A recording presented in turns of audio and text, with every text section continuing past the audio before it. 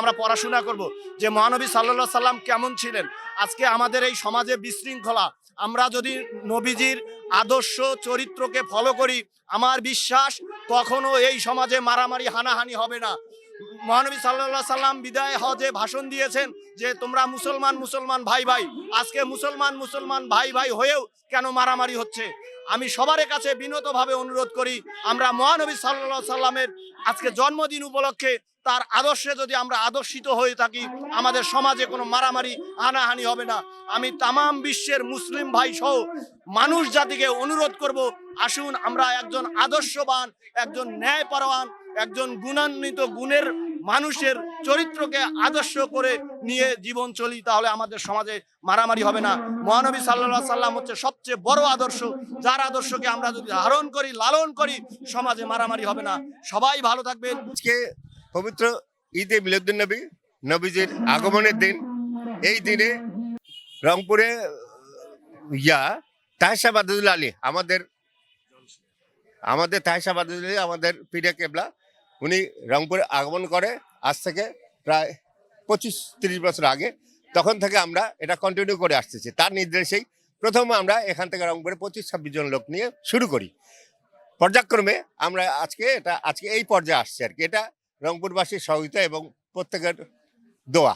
তা আশা করি আমাদের এই জুলুস কন্টিনিউ থাকবে এবং সবার সহযোগিতা থাকবে, এই আশা ব্যক্ত করে শব্দ। হ্যাঁ, ঈদ মিলাদ নবী। ঈদ মানে আনন্দ, খুশি, আনন্দিত হওয়া, খুশি হওয়া। মিলাদ মানে জন্ম, আবির্ভাব, আগমন। আর নবী মানে এখানে নবী মুহাম্মদ রাসূলুল্লাহ সাল্লাল্লাহু তাআলা আলাইহি ওয়াসাল্লাম। এটা আবিধানিক অর্থ। পারিভাষিক অর্থ হচ্ছে মহানবী সাল্লাল্লাহু তাআলা আলাইহি ওয়াসাল্লামের শুভ আগমনকে কেন্দ্র করে, শুভ আবির্ভাবকে কেন্দ্র করে আনন্দিত হওয়া, আনন্দ প্রকাশ করাকে হচ্ছে ঈদে মিলাদুন্নবী সাল্লাল্লাহু আলাইহি ওয়াসাল্লাম। এই যে আনন্দ প্রকাশ করার অন্যতম মাধ্যম হচ্ছে প্রচার করা। আমাদের নবী এভাবে এসেছেন, আমাদের নবী এরকম ছিলেন, ওরকম ছিলেন। এই যে আমরা জুলুস করলাম, মিছিল করলাম, র্যালি করলাম, করে আমরা প্রচার করলাম আমাদের নবীর শান, মান, নাত রাসূল, এটা প্রচার করলাম। আনন্দ উদযাপন মানে গান বাজনা হাসি তামাশা নয়। আনন্দ উদযাপনের প্রথম মাধ্যম হচ্ছে কি? প্রচার করা। এই যে আমরা মিছিল করলাম, মিছিল করে প্রচার করলাম আমাদের নবী এরকম ছিল, এ নাত গাইলাম, নবীর শানে নাতে রসুল পড়লাম। এটা হচ্ছে এই জন্য মূলত আমরা ঈদে মিলাদুন্নবী সাল্লাল্লাহু আলাইহি ওয়াসাল্লাম এভাবে উদযাপন করে থাকি। এটা একেবারে কোরআনের নির্দেশ। আল্লাহ তাআলা বলেছেন, কুল বিফাদলিল্লাহি ওয়া বিরহমাতিহি ফাবিযালিকা ফালইফরাহু হুয়া খায়রুম মিম্মা ইয়াজমাউন। ওয়া বিরহমাতিহি, আল্লাহর ফদল, আল্লাহর রহমত পেয়ে আপনার উম্মত যেন খুশি উদযাপন করে। রহমত বলতে এখানে মুহাম্মাদুর রাসূলুল্লাহ, ওমা আরসালনাকা ইল্লা রাহমাতাল লিল আলামিন। আল্লাহ বলেছেন যে আপনি নবীকে রহমত হিসেবে পেয়ে তারা যেন খুশি উদযাপন করে। এইটা যদি তারা করে, হুয়া খায়রুম মিম্মা ইয়াজমাউন, এটা কেমন হবে? তারা যা কিছু জমা করেছে, অর্থাৎ নামাজ, রোজা, হজ, যাকাত, সদকা যা কিছু করেছে, সবচেয়ে বেশি কল্যাণকার হবে কোনটা?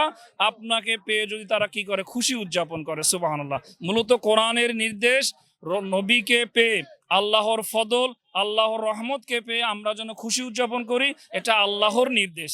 রহমত বলতে কে? ওমা আরসালনাকা ইল্লা রাহমাতাল লিল আলামিন। আমাদের প্যারা নবী মুহাম্মদুর রাসূলুল্লাহ সাল্লাল্লাহু তাআলা আলাইহি ওয়াসাল্লাম হচ্ছে রহমত। এটা আল্লাহর নির্দেশ, আমরা আল্লাহর নির্দেশ পালন করি।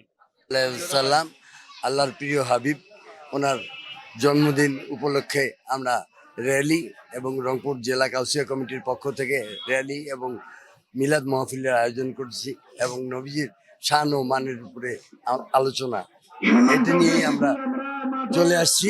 এবং আল্লাহ যতদিন বাঁচায় রাখবে, হুজুর পাক সাল্লাল্লাহু আলাইহি ওয়াসাল্লামের শান মান যেন রক্ষা করতে পারি, আমাদের রংপুর গাউসিয়া কমিটি এটাই আমাদের চাওয়া পাওয়া।